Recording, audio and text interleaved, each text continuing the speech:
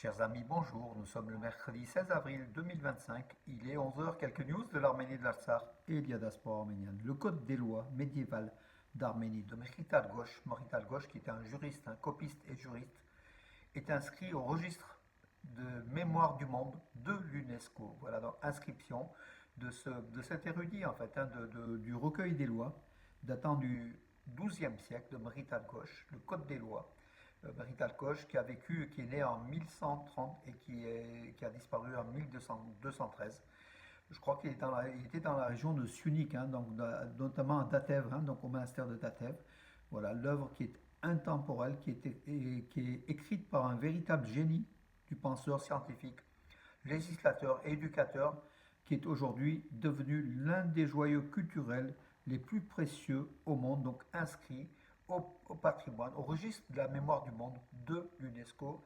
C'est une belle, comment dirais-je, une nouvelle fois, c'est une belle chose pour l'Arménie, pour la culture de l'Arménie. L'ambassadrice de France en Azerbaïdjan appelle à la libération des prisonniers de guerre arméniens illégalement détenus à Bakou. Voilà, donc elle a aussi affirmé, cette ambassadrice qui s'appelle Anne Boyon, qu'il est désormais nécessaire de signer un traité de paix et de libérer les personnes arrêtées arbitrairement et les prisonniers de guerre, a-t-elle écrit sur sa page X. Donc bravo, c'est courageux. Je pense que ça lui vaudra une convocation au ministère des Affaires étrangères d'Azerbaïdjan, hein, du dictateur Aliyev. Alors, Arad Mirzoyan, le chef de la diplomatie arménienne, a eu une conversation téléphonique avec le ministre français des Affaires étrangères, Jean-Noël Barrot. Donc, c'était hier. Voilà, au cours de la conversation, les ministres ont discuté des questions à l'ordre du jour du partenariat bilatéral entre l'Arménie et la France. Arat Mirzoyan a présenté la situation sécuritaire dans la région et les efforts en cours visant à établir la paix dans le Caucase du Sud, soulignant notamment l'importance de la signature de l'accord de paix et de l'établissement des relations interétatiques entre l'Arménie et l'Azerbaïdjan. Le chef de la diplomatie arménienne s'est déclaré pleinement satisfait de l'intérêt manifesté par la France, vive la France, hein, bravo la France, y compris le ministre Jean-Noël Barrot, dans cette direction. Tout va bien entre Yerevan et Paris. Merci, merci la France. Bravo l'Arménie aussi. Voilà.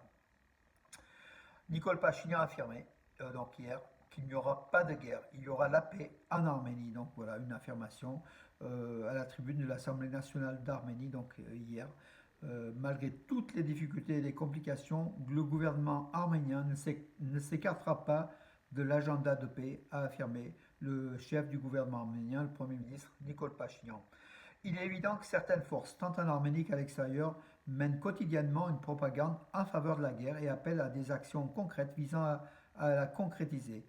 Parmi ces actions se distingue la rhétorique de guerre de l'Azerbaïdjan ainsi que les actions parallèles à cette rhétorique qui s'exprime par de fausses accusations de violation de cessez-le-feu contre l'Arménie et des violations fréquentes, voire quotidiennes, du cessez-le-feu par les forces armées azerbaïdjanaises. Ces violations sont principalement de nature non ciblée, bien que deux cas spécifiques de ciblage du village de Rnatsar dans la province de Sunik aient été enregistrés au cours du mois dernier, a déclaré Nicole Pachinian. Lui croyait à la paix, il ne croit pas à la montée de la tension entre l'Azerbaïdjan et l'Arménie. Il pense aussi que ce sont les opposants qui diffusent des nouvelles de ce type-là pour faire échouer le traité de paix. Donc il y croit fermement, il est attaché. En tout cas, bravo, hein, s'il arrive avec l'Azerbaïdjan à faire signer ce traité de paix. Voilà. Revenons donc à l'affaire du Vatican. Vous savez, donc l'université de Rome, qui est financée par Aliyev, enfin, par l'Azerbaïdjan, qui a organisé une conférence anti-arménienne essayant de récupérer le patrimoine spirituel arménien de la région de l'Artsakh en la collant à d'autres populations, dont des Oudiks ou des Albanais du Caucase, alors que ce sont des églises et des patrimoines religieux arméniens, bien sûr. Ça a créé une indignation, bien sûr, chez les Arméniens qui ont protesté auprès du Vatican. L'archevêque Kevork Noradumyan est convaincu que ce qui s'est passé ne pouvait pas être dû à la négligence de la Compagnie de Jésus et surtout du Saint-Siège de Rome. Donc le primat des Arméniens catholiques d'Arménie, de Géorgie, de Russie et d'Europe de l'Est, l'archevêque Kevork Noradumyan, que je salue, hein, on l'a eu donc ici à Valence, et on le suit de près, hein, Kevork Noradougian, qui est comme moi né à Lapin, a exprimé sa profonde indignation et sa préoccupation à l'égard de la conférence Le christianisme en Azerbaïdjan, une étude de l'histoire du christianisme qui s'est tenue il y a quelques jours à l'université pontificale grégorienne de Rome, dans le cadre de la conférence intitulée Histoire et modernité. Donc voilà, donc la déclaration du secrétariat, si vous voulez, donc l'archevêque Kevork Noranougian affirme qu'il est convaincu voilà, comme je l'ai dit, que ce qui s'est passé ne pouvait pas être dû à la négligence de la compagnie de Jésus et surtout du Saint-Siège de Rome. Voilà, il a appelé donc dans une lettre adressée au père Arturo Sosa, supérieur général de la compagnie de Jésus, l'archevêque Kevork Noranougian a condamné et noté que de telles institutions universitaires de haut niveau peuvent devenir des tribunes pour la falsification de l'histoire, où les voix des victimes sont réduites au silence ou déformées, où la souffrance du peuple arménien est ignorée et exploitée. L'archevêque arménien a rappelé les paroles du pape François et du fondateur de la Compagnie de Jésus, Saint Ignace de Loyola, selon lesquelles on ne peut pas parler de dialogue tout en cachant l'oppression. L'archevêque Kevork Noranougian est convaincu que ce qui s'est passé ne pouvait pas être dû, comme je dis, à la négligence de la Compagnie de Jésus et surtout du Saint-Siège de Rome. Un message supplémentaire sera publié dès que nous recevrons les réponses claires sur les raisons de cette tenue de cette conférence. Le secrétaire du Conseil national de sécurité d'Arménie, donc il s'appelle Armen Grigorian, on le connaît, a discuté avec Adrius Kubilius des perspectives de coopération bilatérale dans le domaine de la défense. Le 15 avril, donc c'était hier, lors de sa visite de travail à Bruxelles, le secrétaire du Conseil national de sécurité d'Arménie, Armen Grigorian, a rencontré le commissaire européen de la défense, Adrius Kubilius. Le bureau du Conseil de sécurité a informé que les interlocuteurs ont discuté des perspectives de coopération bilatérale dans les secteurs de défense et de l'industrie militaire. Armen Grigorian a présenté le travail réalisé par le gouvernement arménien pour développer l'industrie de défense et militaire et les priorités sectorielles. À son tour, Adrius Kubilius a présenté en détail, c'est le ministre de la Défense de l'Europe, hein, ce monsieur Adrius Kubilius, a présenté en détail les priorités de l'Union européenne dans le domaine de la défense et de la production militaire, ainsi que le plan d'action découlant des concepts stratégiques élaborés dans le cadre. Le secrétaire général du Conseil de sécurité d'Arménie s'est déclaré satisfait de l'aide apportée à l'Arménie par le biais de facilités européennes pour la paix, soulignant ces 10 millions d'euros, hein. Il y a plus de 10 millions, je crois, il y a eu 20 millions au total, soulignant son importance dans la perspective d'accroître la résilience en Arménie. Tout va bien entre l'Arménie et l'Union européenne. Donc, à noter aussi en philatélie, donc c'est tout autre chose, hein. La Poste d'Arménie a émis un thermopost dédié au 200e anniversaire de Noubar Pacha, connu, hein, donc, dans la série des Arméniens de renommée mondiale. Alors, c'est un poste d'une valeur de 380 drachmes, qui est un très beau, hein, représente la célèbre personnalité politique arménienne d'Égypte, qui fut donc Noubar Pacha, qui fut le premier ministre d'Égypte, Noubarian, appelé Noubar Pacha, bien sûr.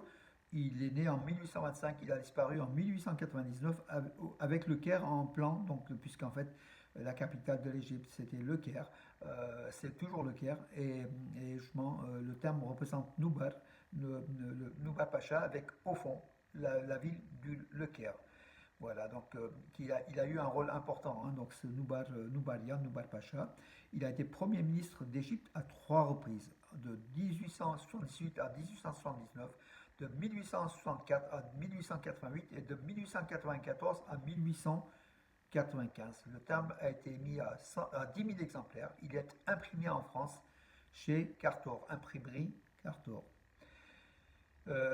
Voilà les informations, mes amis. Il y aura aussi donc oui, Henrik Mkhitaryan, donc l'ex-international et capitaine de l'équipe d'Arménie de football, le milieu de terrain de l'Inter de Milan, qui va jouer ce soir le match retour en quart de finale de la Champions League avec l'Inter de Milan contre le Bayern de Munich, hein. Ils avaient gagné 2-1 à l'aller. Là, il faut qu'ils protègent au retour ce résultat. Donc ce soir, à Milan, on suivra de près s'ils gagnent ou s'ils font le match nul. Ils sont qualifiés pour les demi-finales. Donc, Henrik Mkhitaryan, il a évoqué son possible arrêt, donc la possibilité de fin de carrière. Je suis vraiment heureux de ce que j'ai accompli à ce stade de ma carrière de footballeur. Cela n'arrivera peut-être plus jamais.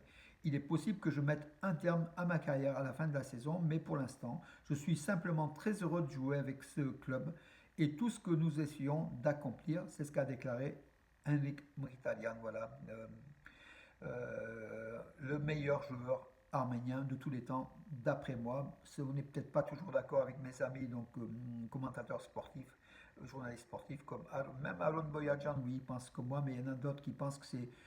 Il y a d'autres noms qui circulent, hein, voilà. En tout cas, bravo à Henrik Mkhitaryan, le meilleur footballeur arménien de tous les temps, à mon avis, qui va peut-être arrêter sa carrière. Il nous a bien fait plaisir, en tout cas, bravo à lui. Voilà, mes amis. Je vous donnerai aussi le calendrier des manifestations ici à Valence, pour les Valences du 23-24 avril, à l'occasion du 110e anniversaire du génocide des Arméniens. J'ai vu aussi que Priva organise aussi une manifestation, des manifestations. Je donnerai peut-être demain en détail, donc demain ou après-demain, je vous donnerai en détail de tout cela. En tout cas, bravo à Priva, qui est la capitale de l'Ardèche, qui est aussi dynamique, hein, et notamment par une association qui est aussi dynamique, qui porte les projets. Bravo. Et puis voilà. Et puis demain matin, demain, mes amis, à Radio RCF, donc Drôme, j'ai accordé une interview de 9 minutes. Ça sera présenté donc dès demain matin à 6h30, puis 9h, 9h et puis 12h30, midi 10. Je vous mettrai ça en ligne. Vous verrez par rapport au génocide beaucoup d'explications. Donc c'est une interview très très ludique que vous verrez donc demain. Donc RCF, Radiodrome, je mettrai en ligne aussi sur les réseaux sociaux après que le podcast puisse être euh, porté, donc sur le site de RCF.